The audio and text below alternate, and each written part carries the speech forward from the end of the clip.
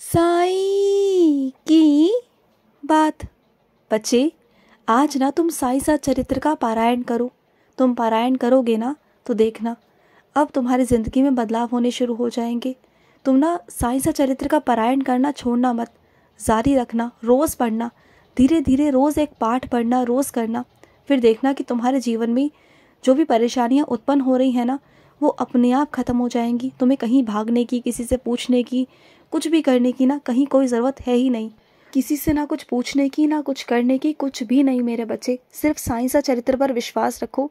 मैं मानता हूँ कि मेरे कुछ बच्चों को ना अभी तक विश्वास नहीं आया साईं सा चरित्र पर, लेकिन देखना इस बार अगर तुम साईं सा चरित्र पढ़ोगे ना तो इस बार तुम्हें दृढ़ विश्वास हो जाएगा मेरे ऊपर कि हाँ, कुछ तो है साईं सा चरित्र में, कोई ना कोई शक्ति तो है जो है तुम्हारे साथ में। तुम्हें इस बार प्रमाण दूंगा अपनी साईं सा चरित्र में शक्ति होने का। तुम्हें होगा एहसास, तुम देख लेना। इस बार ना तुम रोके से भी नहीं रुक पाओगे। इतना आगे बढ़ जाओगे ना, चीज़ें इतनी अच्छी हो जाएंगी तुम्हारे जीवन में, नए नए रास्ते ऐसे बन जाएंगे ना कि तुम खुद समझ नहीं पाओगे। तुम देख लेना। और सुनो, तुमने अपने आसपास की जगह भी ना अभी तक घूमी नहीं है मेरे बच्चे।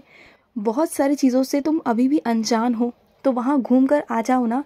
बहुत सारे मंदिर हैं, बहुत सारी प्रकृति की चीज़ें हैं, सुंदर चीज़ें हैं, वहाँ पर कभी कभी घूम कर आ जाया करो। देखो अच्छा लगता है, घूमा फिरा करो ना, मन को अच्छा लगेगा, संतुष्टि मिलेगी। ऐसा नहीं कि तुम किसी का इंतज़ार करते हो, किसी का इंतज़ार मत किया करो कि कोई तुम्हारे साथ चलेगा। अगर अकेले का मन है तो अकेले निकल जाओ, मैं हूँ ना, मैं चलूँगा तुम्हारे साथ, प्रकृति होगी तुम्हारे साथ, जाओ ना, घूम कर आया करो। और सुनो, अगर कोई तुम्हें गलत बोलता है, तुम्हारे साथ गलत बर्ताव करता है ना, तो उसे अपने शब्द वापस लेने होंगे। देखना, जिन 4 लोगों में खड़े होकर उन्होंने तुम्हारे बारे में गलत शब्दों का प्रयोग किया, बहुत तुम्हारा अपमान किया, बहुत गलत तरीके से तुम्हें बेइज्जती करी, बहुत गलत बोला ना, अब उन्हें देखना, उन्हें अपने ही शब्दों को वापस लेना होगा, उन्हें अपनी गलती को सुधारना होगा और सबके सामने ही तुमसे माफ़ी भी मांगनी होगी। और देखना ऐसा होगा। और मुझे मालूम है कि तुम्हारे अंदर क्या कमी है, क्या नहीं है, और जो कमी है वो बहुत छोटी सी कमी है, उसे तो मैं तुम्हारे अंदर से निकाल दूंगा। तुम चिंता मत करना, बहुत जल्द तुम्हारी वो कमियों को भी दूर करूंगा। कुछ लोग तुमसे ये कहते हैं कि तुम्हें समाज में खड़ा होना नहीं आता, तुम्हें बात करनी नहीं आती, तुम्हें कोई तौर तरीका नहीं है, चीज़ों के बारे में कुछ तरीका नहीं, कोई ज्ञान नहीं, कुछ भी नहीं ना।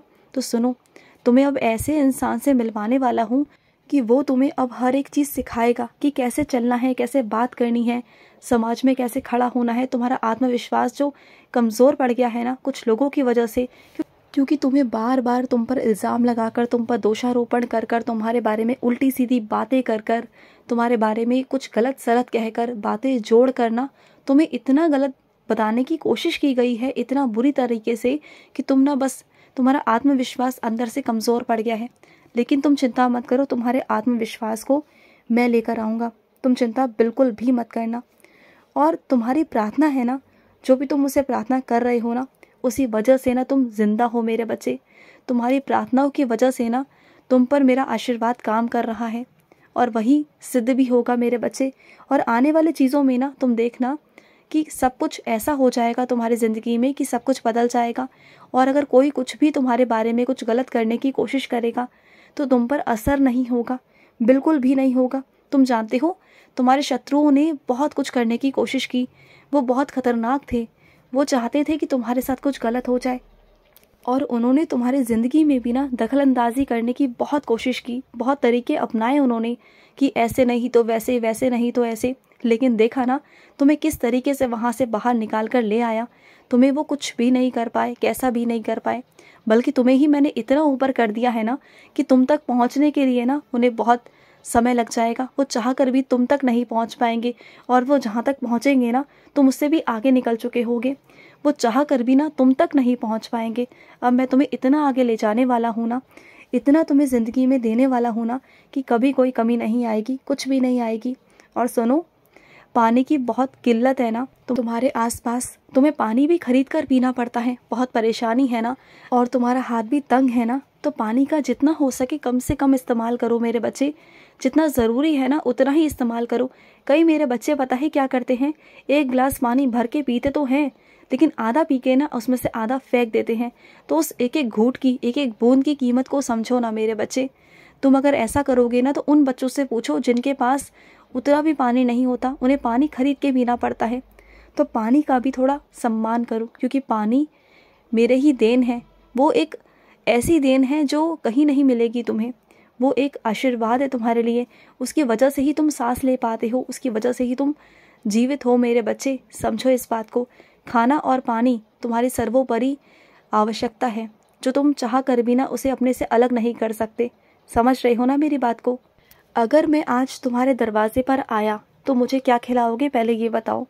आज मुझे क्या खिलाने वाले हो तुम? तुम मुझे खिलाओगे बिठाकर, या फिर वहाँ से कहोगे कि जाओ आगे? हाँ, क्या कहोगे? आज आ रहा हूँ तुम्हारे घर पर, मैं देखता हूँ कि आज तुम मुझे क्या खिलाओगे, आज क्या बना रहे हो तुम खाने में। और आज मैं तुम्हारे दरवाजे पर आऊँगा और कह देता हूँ पहले से ही कि मैं किसी भी रूप में तुम्हारे घर पर आ सकता हूँ आज। अब ये मत कहना कि बाबा सिर्फ फ़कीर के रूप में आओगे या बाबा के रूप में आओगे। मैं किसी भी रूप में आ सकता हूँ, किसी भी रूप में, यानी कि किसी भी रूप में। अब ये काम तुम्हारा है कि तुम्हें पहचानना कैसे है। वैसे तुम्हारे घर पर कोई अतिथि आए, या तुम्हारे घर में कोई काम करने वाला आए, या फिर कोई जानवर आए या पशु पक्षी आए, तुम्हारा फ़र्ज़ है कि तुम्हारे दरवाजे से कोई खाली हाथ नहीं जाना चाहिए। ये तुम्हारा काम है, समझ रहे हो ना? लेकिन मैं तो तुम्हारे घर पर आऊँगा, समझ गए? और कुछ मेरे बच्चों को ना जानवरों से बहुत प्यार है, वो उनकी बहुत देखभाल करते हैं। कुत्तों को बिस्किट डालना, टोस्ट डालना, है ना, और पशु पक्षियों को दाना डालना, बहुत खुशी मिलती है ना उन्हें ये सब चीज़ें करने में। तो किया करो। तुम जानते हो, जिन कुत्तों को तुम रोज़ बिस्किट डालते हो ना, रोज़ कुछ ना कुछ खिलाते हो ना, जिन पशु पक्षी को तुम रोज़ दाना डालते हो ना, वो रोज़ तुम्हारे लिए मुझसे दुआएं करते हैं, रोज़ तुम्हारे लिए आशीर्वाद मांगते हैं। और उन्हीं की वजह से ना तुम्हारे घर में कभी किसी चीज़ की कोई कमी नहीं आएगी। तुम देख लेना, उनकी दुआएं, उनका आशीर्वाद हमेशा तुम्हारे साथ है। और सुनो, जब तक मैं ना चाहूँ ना, जब तक मेरा इशारा ना होना, तब तक कोई भी तुम्हारा नुकसान नहीं कर सकता, कोई भी नहीं कर सकता। और अगर कोई चीज़ तुम्हारे पास आएगी भी ना, तो वो सिर्फ़ और सिर्फ आशीर्वाद से आएगी, कुछ बुरा करने नहीं आएगी, कुछ नुकसान करने तुम्हारा नहीं आएगी। तुम बिल्कुल चिंता मत करना। और सुनो, जब भी तुम अन्नदान करना चाहते हो, अन्नदान करने जाते हो ना, तो ये मत सोचा करो कि तुम्हारे पास में कम है या ज़्यादा है। बस तुम ना अच्छे मन से निकल जाया करो, और अन्नदान में ना तुम उदी डाल दिया करो। कभी भी किसी को कम नहीं पड़ेगा, समझ गए ना? और उन लोगों को पहले देने की कोशिश किया करो जो लाचार हैं, जो शरीर से नहीं चल सकते, जो सामर्थ्य नहीं है कि वो खड़े होकर तुमसे कुछ मांग सके, कुछ ले सके। क्योंकि जो सक्षम है ना, वो तो भीड़ भड़के में आके तुमसे मांग कर ले जाते हैं, लेकिन तुम्हारी नज़रें वहाँ नहीं पहुँच पाती।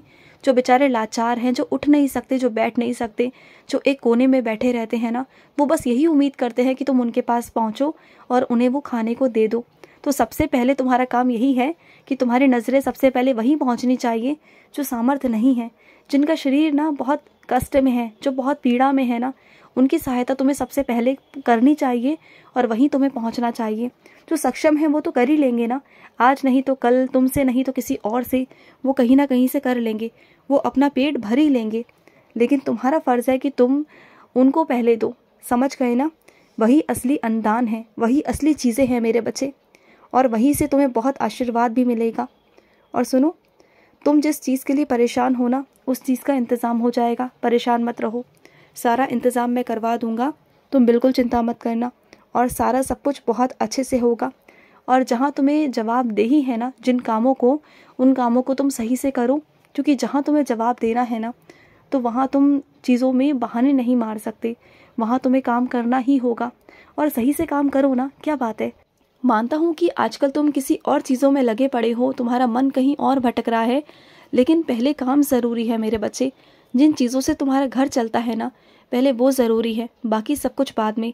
जब सब कुछ अच्छे से चलेगा ना, जब तुम्हारा काम अच्छा रहेगा ना, तो तुम्हारा मन भी अच्छा रहेगा और हर जगह तुम मन भी लगा पाओगे। और अगर काम अच्छा नहीं रहेगा ना, तो शुरुआती दौर में तुम्हारा इधर उधर मन तो ज़रूर लगेगा, लेकिन जब काम इधर उधर हो जाएगा, उथल पुथल ज़िंदगी हो जाएगी ना, तो फिर तुम्हें कुछ भी अच्छा नहीं लगेगा। तो सबसे पहले काम करो, उसके बाद में सब कुछ, समझ गए? आज का रात्रि साई संदेश समाप्त हुआ।